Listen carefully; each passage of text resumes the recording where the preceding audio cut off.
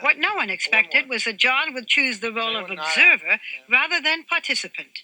In 1995, the son of the 35th President of the United States unveiled his new magazine named for the first. Ladies and gentlemen, meet George.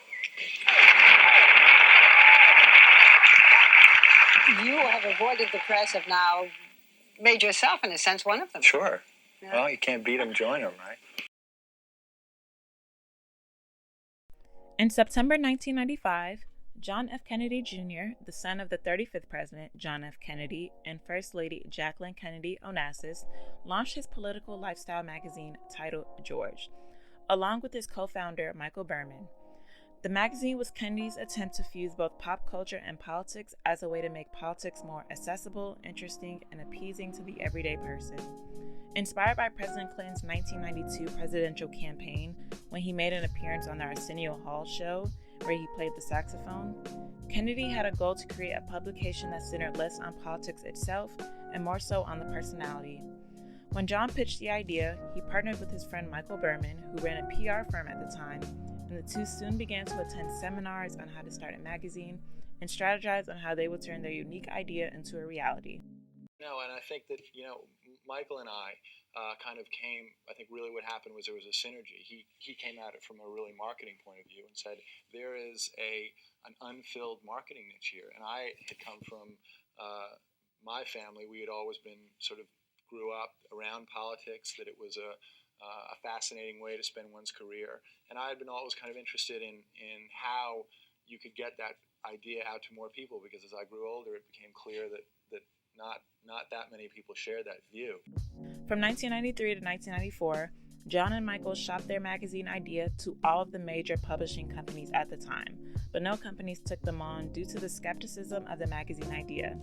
But eventually in 1994, the then president of the publishing company, Hachette Philippaki, David Pecker, agreed to invest in the magazine over the next 5 years, as he saw potential in both the star power of John F. Kennedy Jr. at the helm of the magazine, and also the interest advertisers would have to the idea.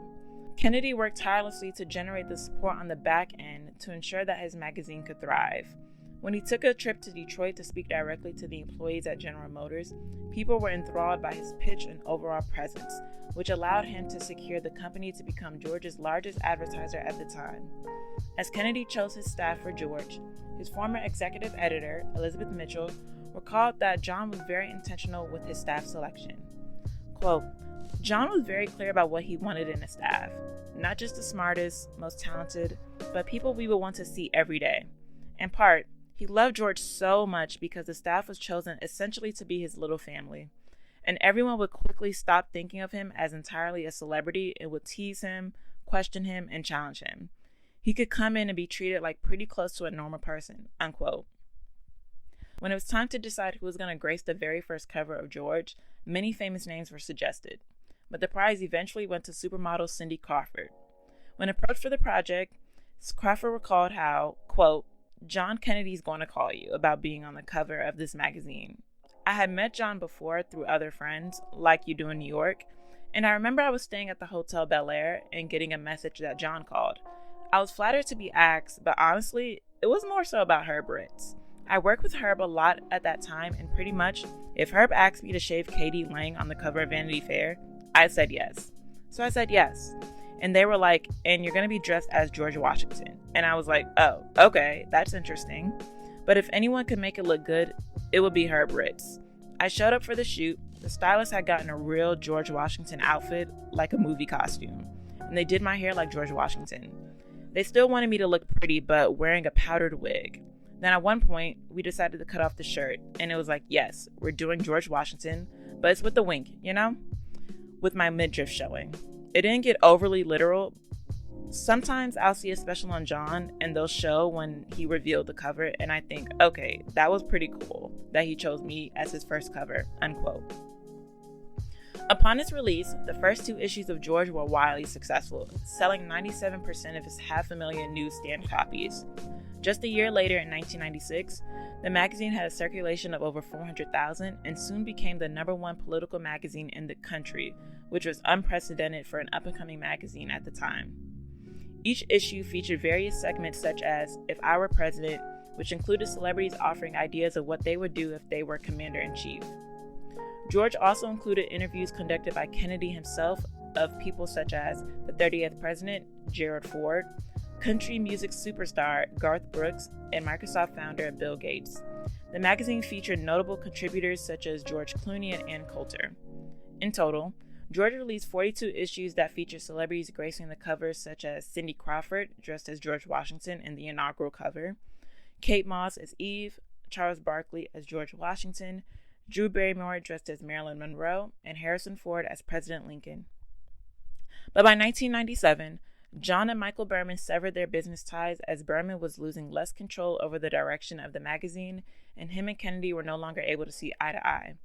Their discord led Kennedy to become the president and editor-in-chief of George.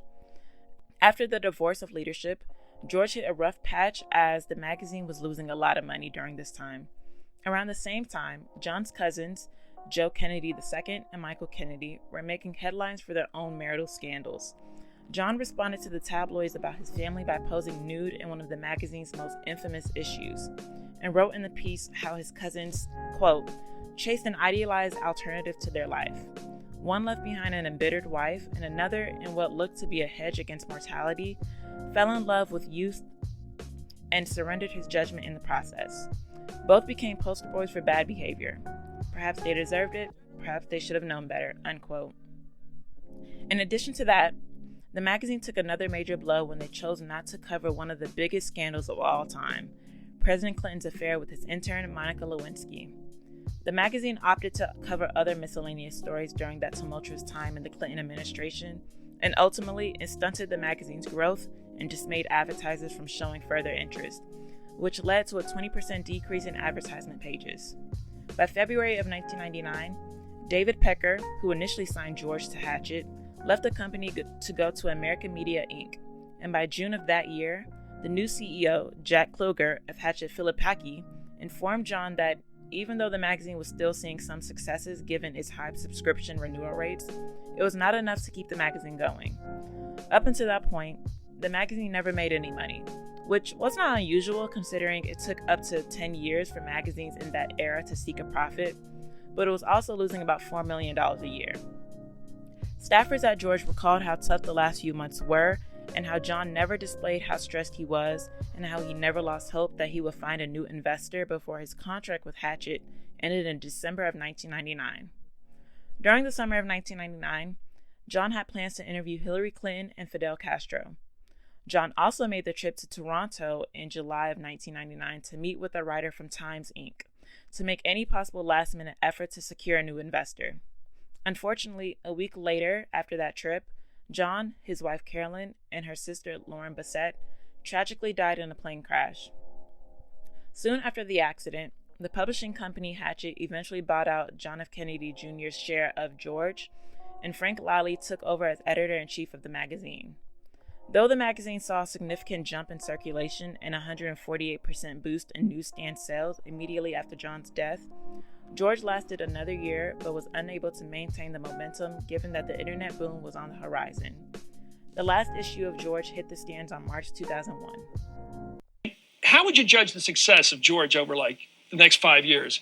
What would it be the impact it has on American life, that young people are more dazzled, excited by the political world? Would it be the bottom line in terms of profits? How would you look at it? Well, I think that if you can get one person who felt that they were not interested in politics to all of a sudden, buy this magazine and learn about it, and if you could turn on people who had never really considered themselves politically oriented, turn them on to politics somehow through this magazine, as well as really, have important stories, that would be the bottom line, success for them. The idea for the magazine at the time was definitely risky and taboo, and many critics at the time felt that it was a vanity project for John F. Kennedy Jr., and that it was a quote-unquote political magazine for those who don't understand politics. But looking back 30 years later, I think it was an innovative idea and way ahead of its time. Considering the obsession and parasocial relationships this era has with celebrities, and the fact that the U.S. had a celebrity as its 45th president, it seems John F. Kennedy Jr. was able to foreshadow the future of pop culture and its influence on politics. In recent years, I believe the intersection of politics and pop culture has grown tremendously. We have continued to see the growing popularity of talk shows such as The Daily Show, becoming a source of news delivered in an entertaining fashion to its viewers. As of late, we've seen political candidates make a concerted effort to stop by various late-night talk shows such as Jimmy Kimmel and The Late Show with Stephen Colbert, as well as nationally syndicated radio shows such as Breakfast Club. The latter has had former presidential candidates such as Beto O'Rourke, then Senator Kamala Harris, Pete Buttigieg, and even President Biden while he was on the campaign trail. In the last couple of years, we have seen high-profile celebrities such as Kim Kardashian become a social justice activist and prison reform advocate. Kim has been working towards becoming a lawyer, and along the way, she has used her influence and resources to commute a few people's prison sentences. Most notably, Kim helped free Alice Johnson, who was serving a life sentence for a nonviolent drug charge, and Momalu Stewart, who was also serving a life sentence for the shooting death of Mark Roseburg. At the time, Momalu was tried as an adult at age 16. What I found interesting about George was, despite the fact that John was affiliated with the Democratic Party, the magazine never seemed to come across as partisan. It featured various cover stories and interviews of public figures on both sides of the aisle, and that definitely highlights how John's charisma and vision was able to attract people to contribute to George. Now more than ever, I understand John's vision for his magazine and how he envisioned where the political landscape was headed. His magazine was an early indicator of how intertwined the future of politics and pop culture would become many years later. He was a prime example of someone who was born into stardom and knew what it was like to be brought up in one of the most prestigious political families, but to also have his name in headlines all the time for both his professional and personal life. Though it was short-lived, he aimed to humanize politicians and make politics more approachable to a new generation of people who never cared about politics before. I believe if George was launched within the last 10 years, it would have a huge impact in encouraging the younger generation to have a heightened level of civic and social participation. It would also possibly have been an ideal magazine that Generation Z would have used to help supplement their socio-political viewpoints and amplify their voice in this social media era. Let me know in the comments if you think George would have any impact in this day and age. What do you think George could have done differently to become more successful? Do you see his influence in today's society? Thank you all for watching. If you like this video, please be sure to like, comment, and subscribe, and I will see you next time.